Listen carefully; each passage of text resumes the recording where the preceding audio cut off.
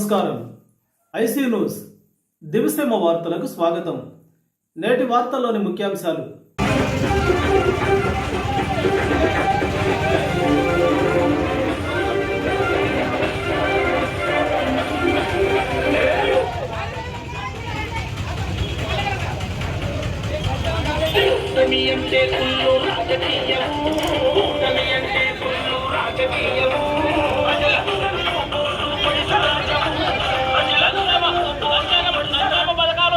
అంతకంతా ఇస్తామని చెప్పి అధికారంలోకి వచ్చిన కూటమి ప్రభుత్వం ఈ సంవత్సర కాలంలో ఒక్క సంక్షేమ పథకం అమలు చేయలేని పరిస్థితిలో ఉన్న కారణంగా ఆ ప్రభుత్వం సంవత్సరం అయిన సందర్భంగా వెన్నుపోటు దినోత్సవంగా ఈ రోజు ప్రకటించి వైఎస్ఆర్ కాంగ్రెస్ పార్టీ ఆధ్వర్యంలో ఈరోజు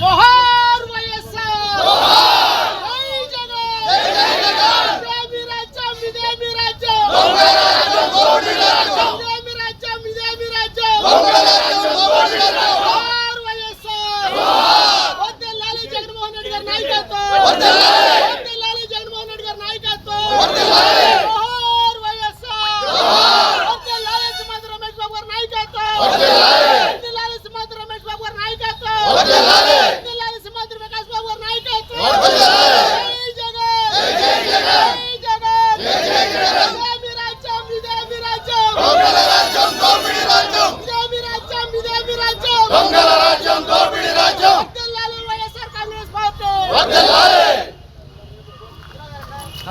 నిజాయితీగా నిజంగా ముందుకొచ్చి జనానికి ఉపయోగపడటానికి చేసిన పని ఒక్కటి కూడా లేదని చెప్పింది అందరికీ మరొకసారి తెలియజేస్తూ ఈరోజు కార్యక్రమంలో పాల్గొన్న ప్రింట్ అండ్ ఎలక్ట్రానిక్ మీడియా మిత్రులందరికీ కూడా మరొకసారి ధన్యవాదాలు తెలుపుతూ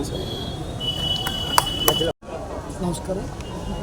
ఈరోజు సంవత్సర కాలం పూర్తయిన సందర్భంగా ప్రజలకు ఇచ్చిన వాగ్దానాలు ఏమొచ్చి నెరవేర్చుకోకుండా ఆయన అలవాటు ప్రకారం మళ్ళా ఎన్నిపోటు కూర్చోడని ఆ ఎన్నిపోటు దినోత్సవం పాటించడం జరిగింది. రాష్ట్రమంతా ఈ కార్యక్రమం జరిగింది. అన్ని చోట్ల నుంచి విపరీతంగా ప్రజల మధ్య నుంచి స్పందన వచ్చింది. కారణం నీకు 15,000 నీకు 15,000. అట్లాగే వృత్తి లేదు, నిరుద్యోగ వృత్తి లేదు, ప్రతి ఇంట్లో మహిళలకు 1,500 లేదు.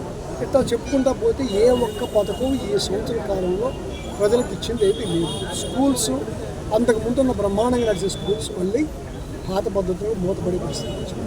వీటన్నిటికీ కారణం ఎవరంటే చంద్రబాబు నాయుడు. కారణం ఏం చెప్తా అంటే ఆర్థిక పరిస్థితి బాగోలేదు. నీకు చెప్పావు అంతకుముందు అలరాలు వేసింది జగన్మోహన్ రెడ్డి గారు నువ్వే కదా, అవన్నిటిని అధిగమించి నువ్వు ఇస్తాన్నావు, ఏది ఇవ్వను అంటే నువ్వు మోసం చేయడం తప్ప నీకు మార్గం తెలియదు. ఇవాళ ఈ కూటమి ప్రభుత్వం వల్ల ఎవరికి లాభం అంటే రైతాంగానికి నీరుడు 2,200 అమ్ముకున్న ధాన్యాన్ని వాళ్ళ 16,000 అమ్ముకోవాల్సి వస్తుంది. నీరుడు 9,700 అమ్ముకున్న మినుముల్ని ఇవాళ 7,000కి అమ్ముకోవాల్సి వస్తుంది. ప్రతి దాంట్లోనూ రైతాంగం నష్టపోయారు.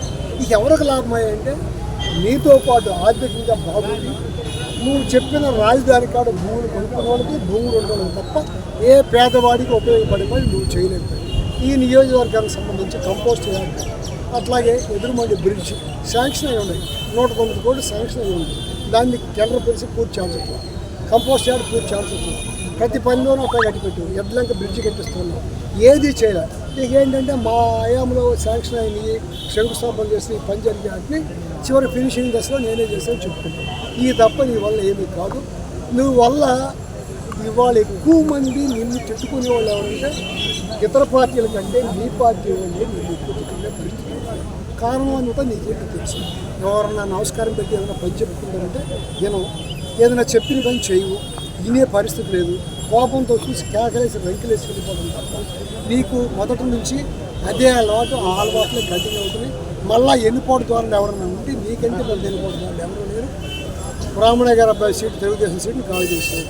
మొన్న పవన్ కళ్యాణ్ పార్టీకి సీటు ఇక్కడ ఇవ్వాలి. వారం రోజుల ముందు పిల్లల పార్టీ అన్నావు, 6% ఓట్లు అన్నావు, అయ్యన్నావు, ఏమో తిట్టింది కూడా తిట్టు. దాంట్లో సంఖ్య ఎక్కువ వచ్చినావు, సీటు ఖాళీ చేశావు. అంటే ఎన్నిపోటు ద్వారా చంద్రబాబు నాయుడు గారి కంటే కూడా నువ్వు పెద్ద ఎన్నిపోటులోనూ పారదర్శకంగా మేం చేసావు. నువ్వు ప్రతి పనిలోనూ నీకు నీ కుటుంబ సభ్యులను అడ్డం పెట్టుకుని మొత్తం జరిగే దోపిడీ అంతా ఇసుక మట్టి ప్రతి దాంట్లో పోలీస్ స్టేషన్లో ఎంఆర్ఓ ఆఫీస్లో ఎవరు మాట ఏంటారు సార్ ఎంఆర్ఓ ఆఫీస్కి వెళ్ళి మట్టితో వేస్తున్నారు సార్ బస్సుతో వేస్తున్నారంటే కాముకు కూర్చుంటాడు, పోలీస్ స్టేషన్కి వెళ్ళి చెప్తే కాముకు కూర్చుంటాడు, ఎవరు మాట్లాడరు. కారణం ఏంటంటే నీ కనుసైనాల్లోనే అంతా నడుస్తుంది. ఎవరన్నా బయట నుంచి వచ్చినప్పుడల్లా డాంబికాలు బలుగుతాడు, ఎవరు చేసిన ఊరికొల్లు తాట తీసేస్తాడు. తాటా దిగు ఏమి దిగు ఆ గల్లాపెట్లో డబ్బులు వేసుకుంటూ నేర్చుకున్నావు బాగా. నువ్వు ఆ పద్ధతిలో ఉండవు, ఖచ్చితంగా జనమే నీకు బుద్ధి చెప్తారు. ఇది మొదటిది. నువ్వు చేసే ప్రతి పని కాడ దుర్మార్గ పని వైఎస్ఆర్సీపీ శ్రేణులు అడ్డం పడతాయి, ఎదురు తిరుగుతాయి. నీవు చేసే తప్పులు లేవనెత్తి ఈ రాష్ట్రం అంతా అదేవిధంగా ముందుకు వైఎస్ఆర్సీపీ నడుస్తుంది. జగన్మోహన్ రెడ్డి గారు అనేవాడు నీతిగా నిజాయితీగా నిబద్ధతగా ఏదైతే జనం కోసం చేస్తానని చెప్పాడో అవన్నీ చేసి ఉండడు. కొన్నిటిలో ఎక్కడో ఒకటో తీసుకొచ్చి జగన్మోహన్ రెడ్డి గారు దుర్మార్గుడు, నికృష్టుడు, దౌర్భాగ్యుడు అని మొదలెట్టి అలరాలు చేసి ప్రచారం జరిగిన బ్యాచ్ అది